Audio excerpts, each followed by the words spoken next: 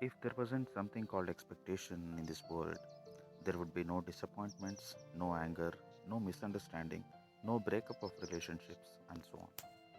At the same time, there would be no successes, no love, no achievements, no inventions. Hence, it's not the expectation that is good or bad by itself, it is just our inability to handle expectations. In simple words, an expectation is a demand that we develop on how others should think, respond, or act, and what others should. Hence, the very idea of expectation is prone to pains and disappointments. Here, we do not have a direct control over results because we are not the players, but we want others to do something in the way we want and give us the results that we desire. You are not a jockey, but you want the horse to run on the right track and win the race. That's a clear mismatch.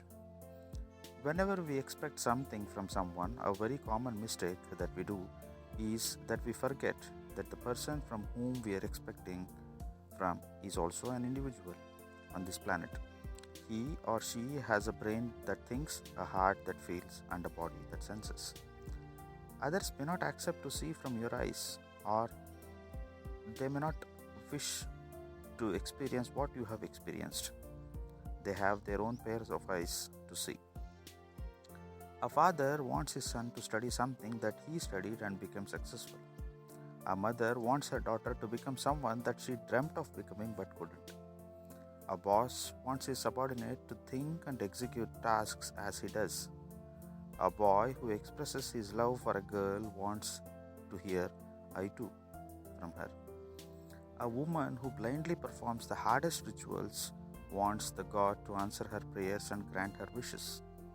Nothing wrong in wanting, but it doesn't work that way. So, should we stop expecting? No.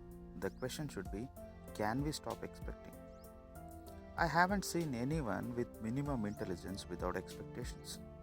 Unfortunately, all of us have that element called intelligence in us.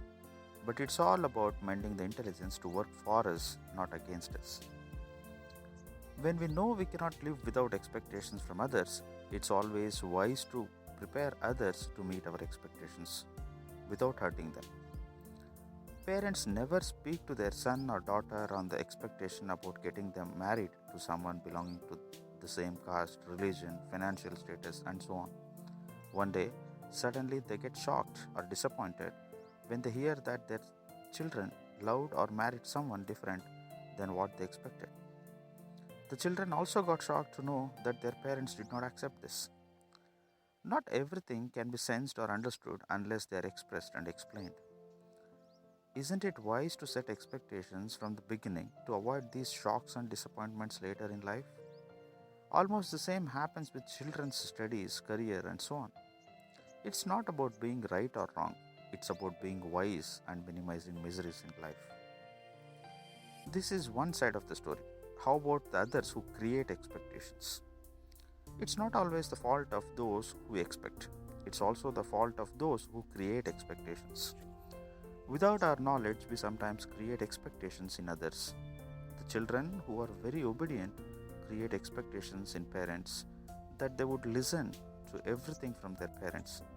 The girl or the woman who treats her man above the God creates a false impression that she can sacrifice her life for him.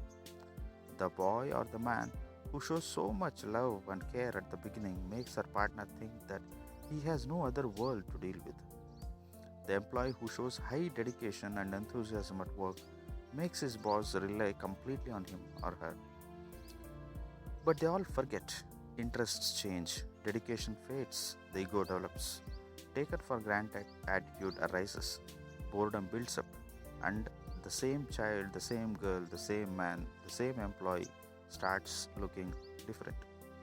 Of course, they might have not told explicitly that they would be obedient, loyal, caring, loving, super performing, and so on for the entire lifetime, but they definitely created expectations through their words and actions.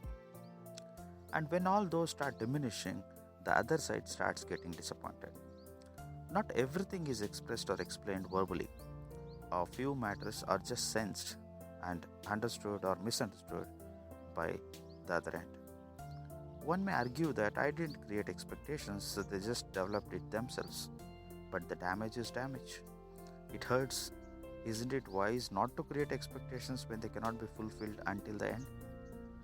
Expectations are neither good nor bad by themselves. We just fail to set expectations to those whom we want to be, as we wish we fail to stop creating expectations in those that we cannot fulfill. There is a noble side of expectations, setting expectations to yourself.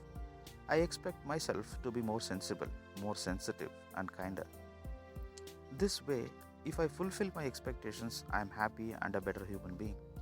If I can't meet my expectations, I have no one else to blame but myself. And I'm sure we all love ourselves so much that we cannot easily blame ourselves. Finally, should we stop expecting? Well, that's safe and you can avoid pains. So, should we expect? Well, it gives immense happiness when expectations are fulfilled and it depresses when they are not. Tough choice.